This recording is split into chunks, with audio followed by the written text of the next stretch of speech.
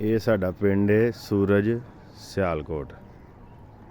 ਅੱਛਾ, ਛੋਟਾ ਜਿਹਾ ਪਿੰਡ ਹੈ ਤੇ ਇਹ ਵੇਖੋ ਬਿਲਕੁਲ ਪਿੰਡ ਦੇ ਨਾਲ 에ਅਰਪੋਰਟ ਸਿਆਲਕੋਟ ਇੰਟਰਨੈਸ਼ਨਲ 에ਅਰਪੋਰਟ ਦੀ ਬਾਉਂਡਰੀ ਹੈ। ਇਹ ਚੈੱਕ ਪੋਸਟ ਬਣੀ ਹੈ। ਇਹ ਸਾਡੇ ਪਿੰਡ ਦੀ ਜਿਹੜੀ ਹੈ ਨਾ 70 ਤੋਂ 80% ਜ਼ਮੀਨ ਉਹ ਜਾ ਰਹੀ ਹੈ ਤੋੜ। ਇਹ ਸਾਰੇ 에ਅਰਪੋਰਟ ਦੀ ਜਿਹੜੀ ਹੈ ਨਾ ਸਰਹੱਦ ਹੈ। ਇਹ 70 ਤੋਂ 80% ਜ਼ਮੀਨ ਸਾਡੇ ਪਿੰਡ ਦੀ ਆ ਗਈ ਹੈ 에ਅਰਪੋਰਟ ਦੇ ਵਿੱਚ। ਹੁਣ ਜਦੋਂ 에ਅਰਪੋਰਟ ਬਣਿਆ ਸੀ 2001 ਦੇ ਵਿੱਚ, ਇਹਨਾਂ ਨੇ ਸਾਡੇ ਕੋਲੋਂ 1 ਕਿੱਲਾ ਲਿਆ ਸੀ 1,46,000 ਦਾ ਡੰਡੇ ਦੇ ਜ਼ੋਰ 'ਤੇ। ਯਾਨੀ 70-80% ਜ਼ਮੀਨ ਆ ਗਈ ਨਾ। ਹੁਣ ਲੋਕਾਂ ਕੋਲ 1 ਕਿੱਲਾ, ਕਿਸੇ ਕੋਲ 2 ਕਿੱਲੇ ਨੇ, ਕਿਸੇ ਕੋਲ 10 ਨੇ, ਜਿਹਦੇ ਕੋਲ ਹੱਦ ਹੈ ਉਹਦੇ ਕੋਲ 40 ਤੋਂ 50 ਕਿੱਲੇ ਨੇ। ਇਸ ਤੋਂ ਜ਼ਿਆਦਾ ਜ਼ਮੀਨ ਕਿਸੇ ਕੋਲ ਨਹੀਂ ਹੈ।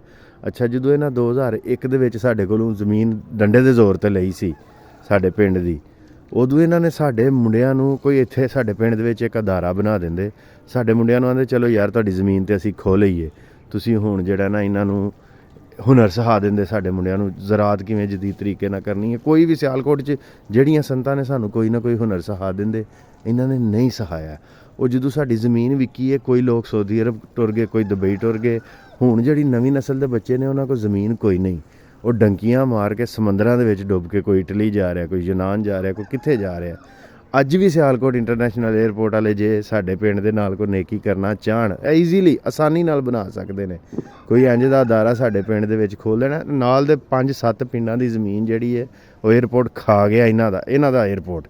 ਆ ਜਿਹੜੇ ਸੰਤੀ ਤਾਜਰ ਨੇ, ਇਹਨਾਂ ਦਾ 에ਅਰਪੋਰਟ ਸਾਡੀ ਜ਼ਮੀਨ ਖਾ ਗਿਆ ਤੇ ਲੋਕਾਂ ਕੋਲ ਜ਼ਮੀਨ ਕੋਈ ਨਹੀਂ ਰਹੀ। ਨਾ ਇਹਨਾਂ ਨੇ ਸਾਨੂੰ ਜਦੀਦ ਤਰੀਕੇ ਸਿਖਾਏ ਨੇ ਕਿ ਅਸੀਂ ਥੋੜ੍ਹੀ ਜ਼ਮੀਨ ਤੋਂ ਬਹੁਤੀ ਪੈਦਾਵਾਰ ਕਿਵੇਂ ਲੈਣੀ ਹੈ, ਨਾ ਇਹਨਾਂ ਨੇ ਸਾਨੂੰ ਕੋਈ ਹੁਨਰ ਸਿਖਾਏ ਨੇ। ਹੁਣ ਸਾਡੇ ਸਾਰੇ ਪਿੰਡਾਂ ਦੇ ਮੁੰਡੇ ਡੰਕੀਆਂ ਮਾਰ ਕੇ ਮੌਤ ਤੇ ਜਾਨ ਤੇ ਖੇਡ ਕੇ ਜਿਹੜਾ ਨਾ ਬਾਹਰ ਜਾਣ ਦੀ ਕੋਸ਼ਿਸ਼ ਕਰ ਰਹੇ ਨੇ। ਇਹ ਸਿਰਫ ਸਾਡੇ ਪਿੰਡ ਦੀ ਦਾਸਤਾਨ ਨਹੀਂ, ਹਰ ਪਿੰਡ ਦੇ ਵਿੱਚ ਜਿਉਂ-ਜਿਉਂ ਆਬਾਦੀ ਵੱਧ ਰਹੀ ਹੈ, ਨਵੀਂ ਨੌਜਵਾਨ ਨਸਲ ਜਿਹੜੀ ਹੈ ਨਸ਼ੇ 'ਤੇ ਲੱਗ ਰਹੀ ਹੈ, ਕਿਉਂਕਿ ਉਹਨਾਂ ਨੂੰ ਕੋਈ ਹੁਨਰ ਨਹੀਂ ਸਿਖਾਇਆ ਜਾ ਰਿਹਾ।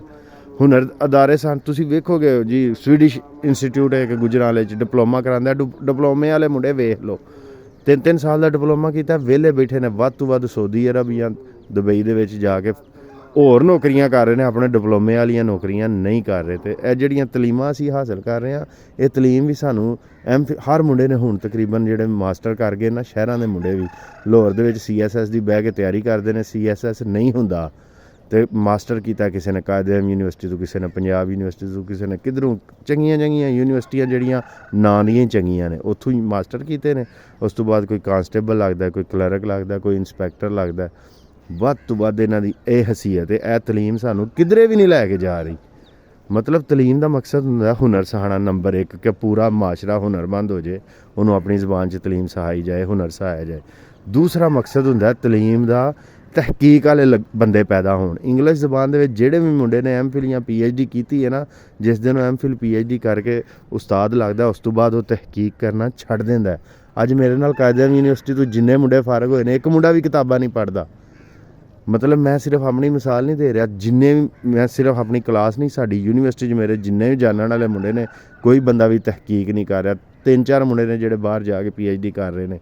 ਅਤੇ ਜਦੋਂ ਤਲੀਮ ਦਾ ਮਕਸਦ ਤਹਿਕੀਕ ਹੈ ਹੀ ਨਹੀਂ ਤੁਹਾਡੀ, ਤਲੀਮ ਦਾ ਮਕਸਦ ਹੈ ਕਲਰਕ ਬਣਨਾ, ਮਾਸਟਰ ਕਰਕੇ ਕਲਰਕ ਬਣ ਜਾਓ, ਕਲਰਕ ਬਣ ਕੇ ਕਰਪਸ਼ਨ ਕਰੋ, ਫਿਰ ਤੁਸੀਂ ਆਂਦੇ ਹੋ ਕਿ ਮੁਲਕ ਦੇ ਵਿੱਚ ਪੜ੍ਹੇ ਲਿਖੇ ਲੋਕ ਕਰਪਟ ਨੇ।